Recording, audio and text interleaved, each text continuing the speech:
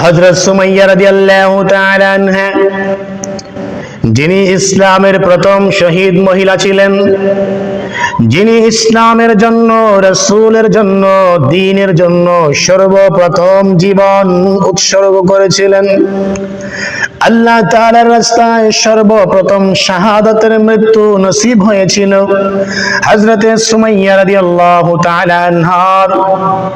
সুমাইয়া রাদিয়াল্লাহু তাআলা আনহা রাসূলের উপরে ঈমান এনেছিলেন, ইসলাম ধর্মের উপরে ঈমান এনেছিলেন, এক আল্লাহকে বিশ্বাস করেছিলেন।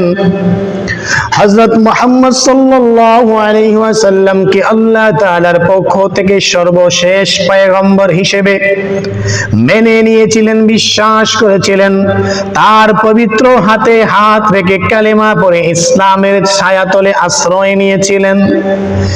এই অপরাধের কারণে সুমাইয়া রাদিয়াল্লাহু তাআলা আনহা নির্মমভাবে বেঈমান কাফেরের দ্বারা নির্যাতিত হয়েছেন, নিপীড়নের শিকার হয়েছেন। আমার ভাইরা, যুগে যুগে আল্লাহওয়ালা বুজুর্গ ব্যক্তিরা দ্বীনের জন্য কষ্ট সহ্য করেছেন, ত্যাগ স্বীকার করেছেন।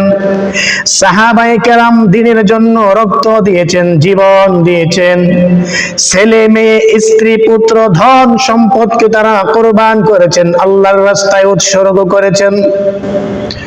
আমার ভাইরা, এমনই একজন মহিলা হযরতে সুমাইয়া রাদিয়াল্লাহু তাআলা আনহা, যিনি ইসলামের জন্য সর্বোচ্চ ত্যাগ করেছেন, ইসলামের জন্য শাহাদাতের মৃত্যু বেছে নিয়েছিলেন।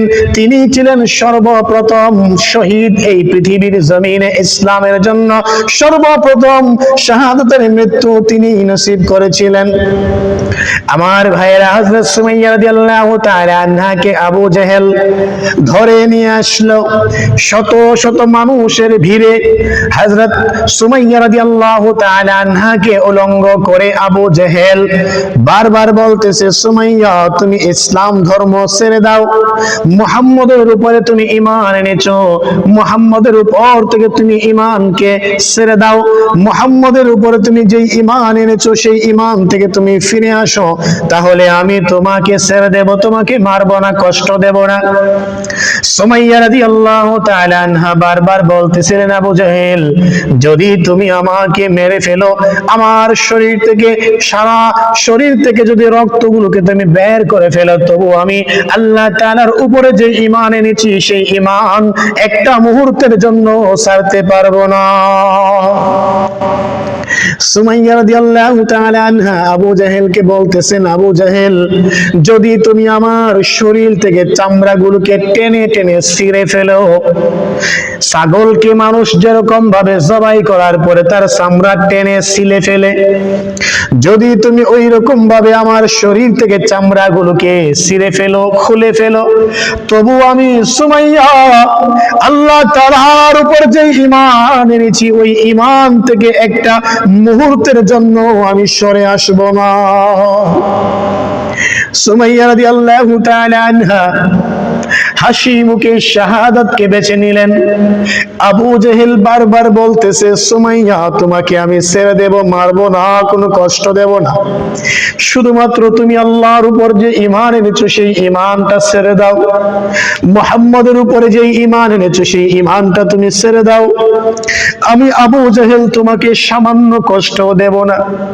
সুমাইয়া বারবার বলতেছিলেন, আমাকে যদি তুমি মেরে ফেলো, হত্যা করে ফেলো, আমার শরীর থেকে যদি সমস্ত রক্ত বের করে ফেলো, আমার শরীরের চামড়াটাকে যদি তুমি টেনে টেনে ছিঁড়ে ফেলো, আমি সুমাইয়া একটা মুহূর্তের জন্য আল্লাহ তাআলার উপর যে ঈমান এনেছি তা ছাড়তে পারবো না।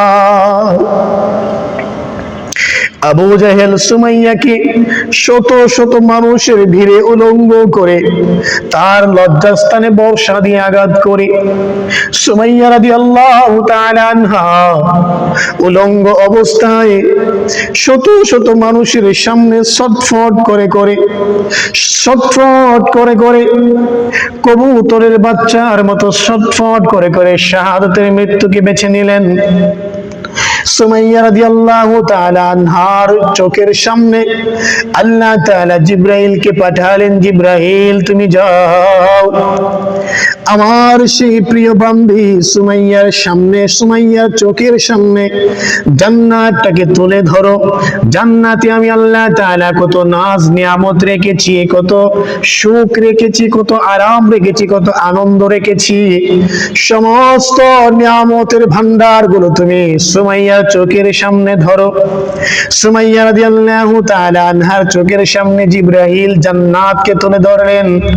সুমাইয়া রাদিয়াল্লাহু তাআলা আনহা জান্নাত দেখে দেখে হাসি মুখে শাহাদাতের মৃত্যু গ্রহণ করে নিলেন।